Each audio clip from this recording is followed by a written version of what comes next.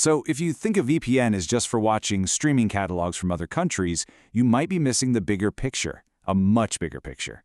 The entire world of digital privacy is shifting right under our feet. Okay, so let's dive into this and see what your digital shield really needs to look like by 2026. So that really is the question, isn't it? What is a VPN's real job these days? Because it's evolved way, way beyond just being a simple tool to hide your IP address. It's now a critical piece of defensive tech in this huge, high-stakes battle for our privacy. And that battle is happening right now, whether we see it or not. You know, at its heart, the best way to describe this is a digital arms race. It really is.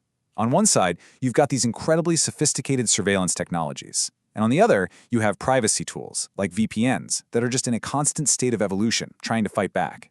And this explainer? It's all about that race.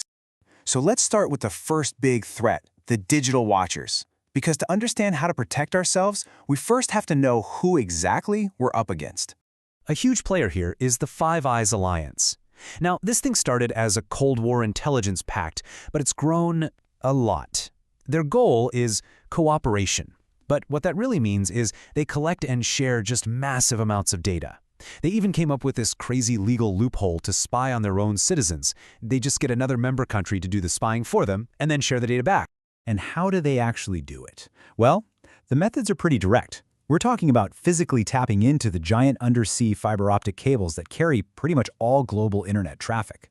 They're hacking networks and legally forcing internet providers to hand over user logs. They can even issue secret gag orders, which legally forbid a company from ever telling you that they handed over your data. So when you're faced with that kind of surveillance, the privacy industry had no choice but to innovate. And this brings us to the first big response, advanced evasion techniques. These were designed specifically to counter this exact kind of mass monitoring. One of the most powerful tools in the new toolbox is the multi-hop VPN. So instead of routing your traffic through one server, it sends it through a whole chain of them, often in different countries. Now think about this. For someone to trace that connection, they need to have simultaneous physical control over every single server in that chain at the exact same moment. The odds of that are practically zero.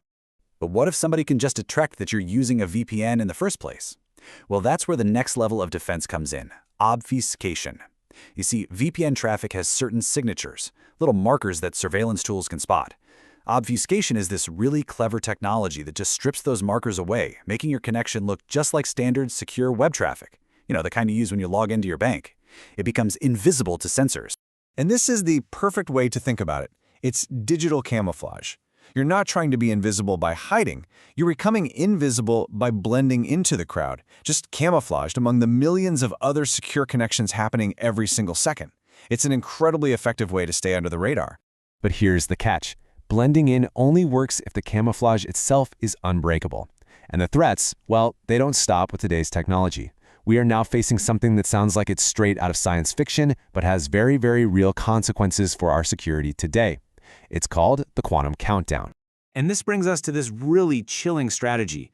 Harvest now, decrypt later. So adversaries are collecting and storing huge amounts of our encrypted data right now. They can't break into it with today's computers, but they are betting that in 5, 10, maybe 15 years, a quantum computer will exist that can just slice it wide open. This means our private emails, messages, and financial data from today are all at risk of being exposed in the future. And this is not some far-off theory. The U.S. National Institute of Standards and Technology, that's NIST, the group that sets the gold standard for this stuff, is already deep into a transition plan. They've already released the first quantum-resistant standards, and look at those deadlines. By 2030, they're pushing to phase out the encryption we all rely on today. This shift isn't coming, it's already happening. And the experts? They absolutely agree on the urgency.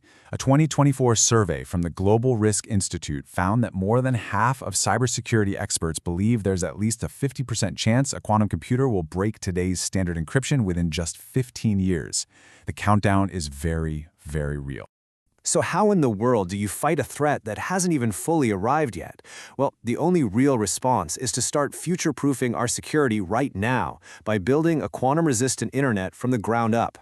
The industry's tackling this in two phases. The most urgent one is upgrading what's called key agreement. Just think of it like the secret handshake that starts every secure conversation online. Upgrading that protects us against those harvest now, decrypt later attacks, and it's already being rolled out. The second phase, which is upgrading a website's digital ID card, is a bit more complicated and will take a bit longer. But the real goal here isn't just to pick one new standard and call it a day. It's to build systems with cryptographic agility. I know, it's a fancy term, but in this digital arms race, today's best defense is going to be challenged tomorrow.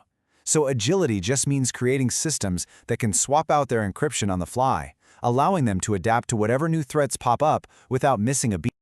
Okay, we have covered a ton of ground, from global spy agencies to the threat of quantum computers. So what does all of this actually mean for you and for your own personal digital shield? Here's a simple checklist to make sure your shield is ready for 2026. First, just think about your own threat model. What are you really trying to protect? Second, look for those advanced features we talked about, like multi-hop and obfuscation, if you're in a high-risk situation. Third, and this is super important, verify that your tools are quantum resistant. And finally, choose providers who are clearly thinking ahead, the ones building for that cryptographic agility. And that brings us right to the final and most crucial question. The threats are evolving at an incredible pace, from super sophisticated surveillance to quantum code breaking. So really take a moment and ask yourself, is your online privacy truly ready for what's coming next?